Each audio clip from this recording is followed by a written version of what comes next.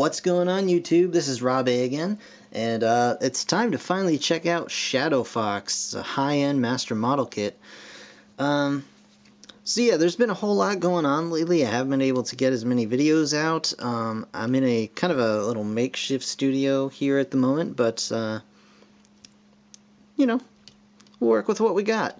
And what we got is a pretty cool Zoid kit. We're just going to go ahead and jump right into it. I don't have the packaging with me, unfortunately, at the moment, but you can check my unboxing video for the packaging. I have pretty detailed images of all that stuff. So right now we're just going to take a look at the model kit and the articulation and a comparison with the original Shadow Fox.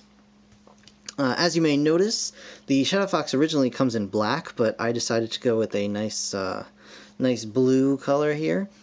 And it's coming out a lot more greenish blue on camera than it actually is. It's actually very dark, more navy blue, which I just like. I think it looks neat.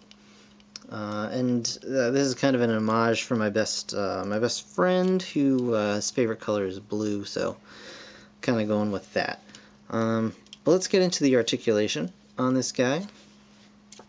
And first and foremost, the head here. The head is on a ball joint, which is on a stalk, which can kind of go. You can get a lot of nice movement out of it. You can turn his head to be a very inquisitive little guy here. He can go about that far down and pretty far up actually, which is very nice. It's a very nice thing.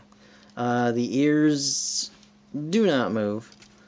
The jaw, of course, opens and closes. Got a lot of very pointy teeth in there.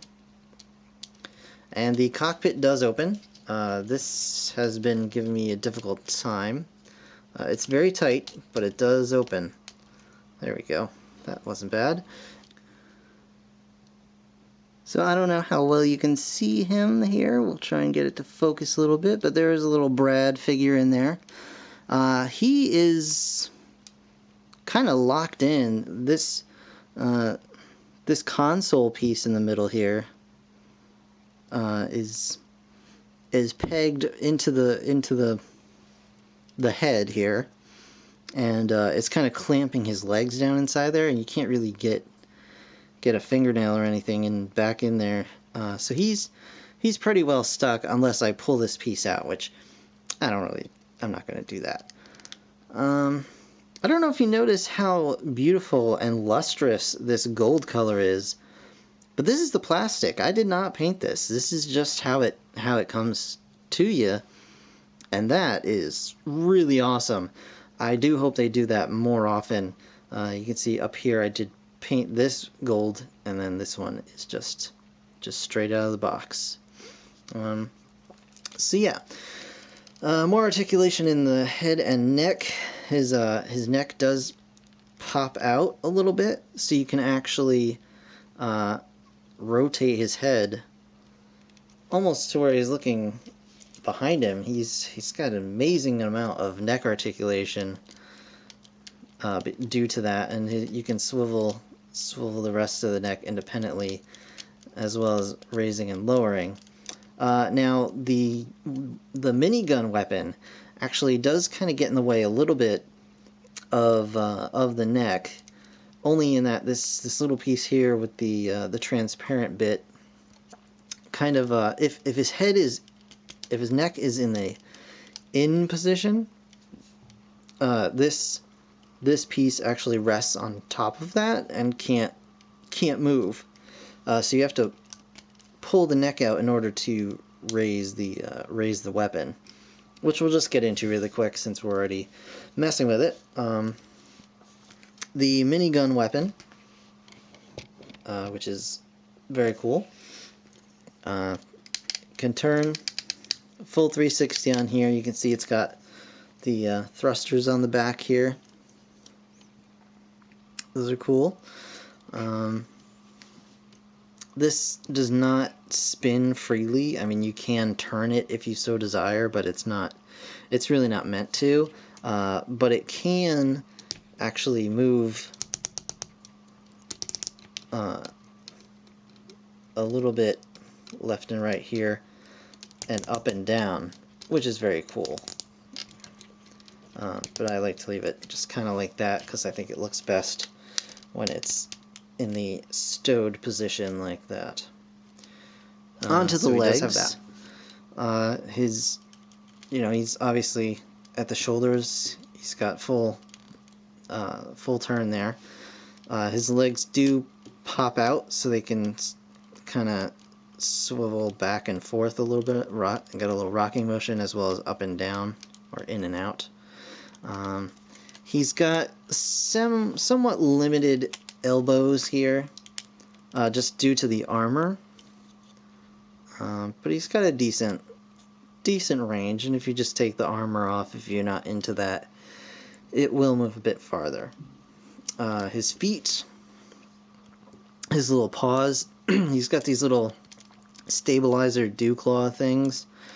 I'm not sure exactly what those are for, other than the fact that they were on the original toy, so that may be pretty much it. But he does have ball jointed paws.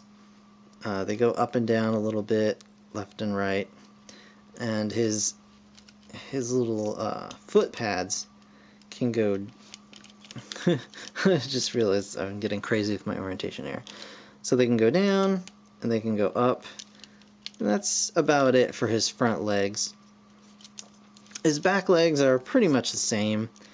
You get the swivel, they pull out so they can go in and out, up and down. He has the knee, and then I guess this would actually be considered the part of the foot, I think. But his lower leg also has a decent range of motion here, so you can get his leg pretty well scrunched up. I've been unable to get him in a sitting position as of yet, but I'm still working on it. I really wanted a nice, like, howling shot, but I didn't get that. His tail can go up and down a little bit, as well as he can wag his tail. The end of his tail actually goes down quite a ways and up quite a ways as well. And if you open the back up, the back of his tail, I should say, he has his little net gun, which is very cool.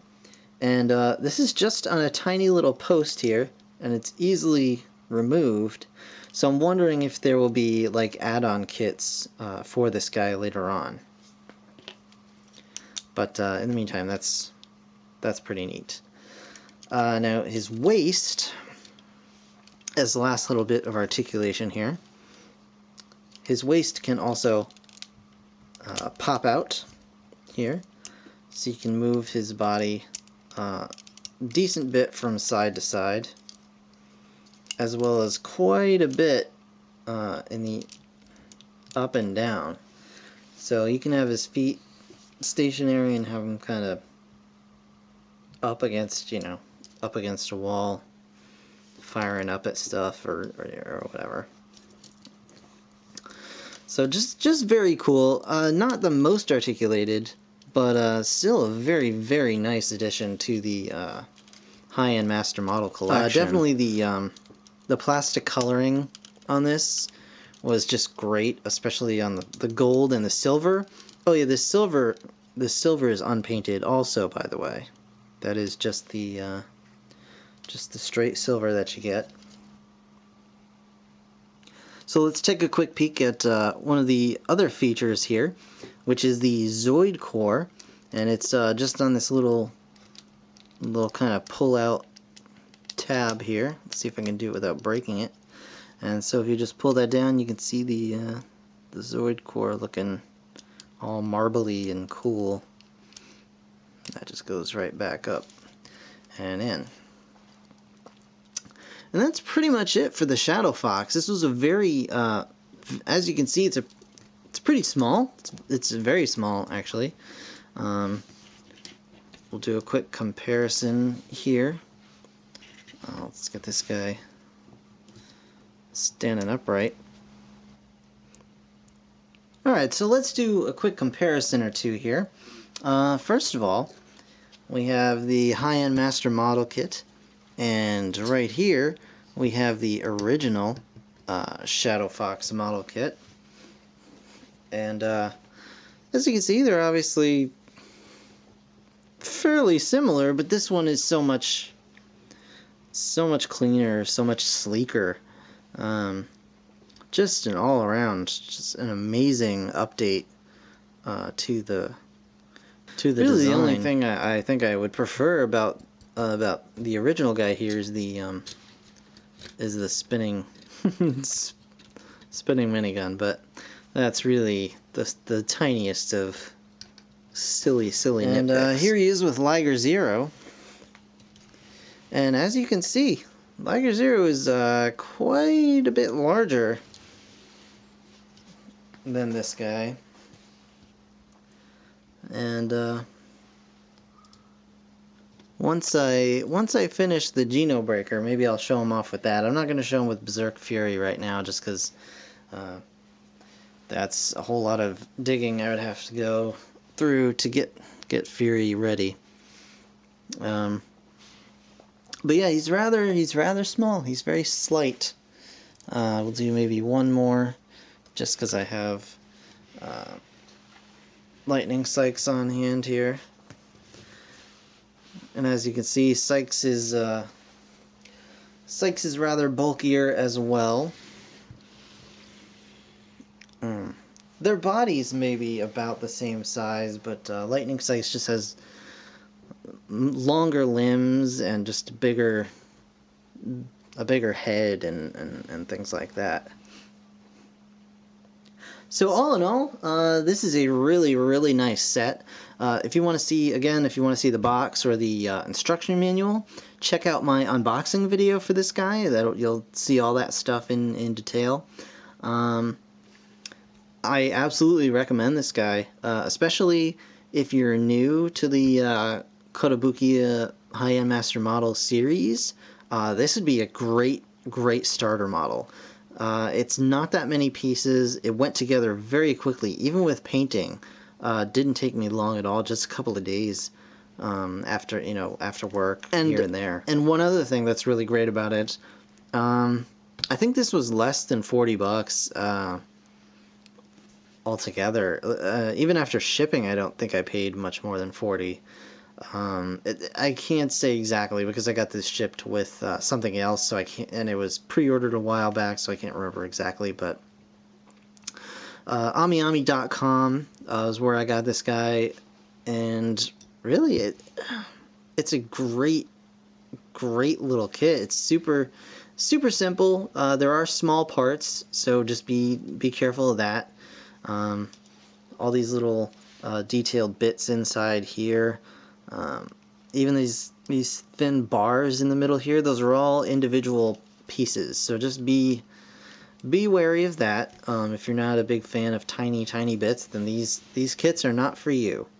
But if you're looking for something that's going to give you a little bit of a challenge, but nothing crazy, it's something to do on a weekend, you can't go wrong with this guy. I definitely highly recommend it. So that's it for high-end Master Model Kit Shadow Fox. I'll be getting to work on Geno Breaker as soon as I can, but there's just a whole lot going on right now. I may not be able to actually get that guy started until January, which is a bummer, but there'll be plenty of other stuff, guys. In the meantime, thank you so much for watching as always. Definitely comment, let me know what you think. Like this video if you found it helpful, and absolutely subscribe, because I love me some subscribers. And yeah, thank you guys for watching. I'll see you next time.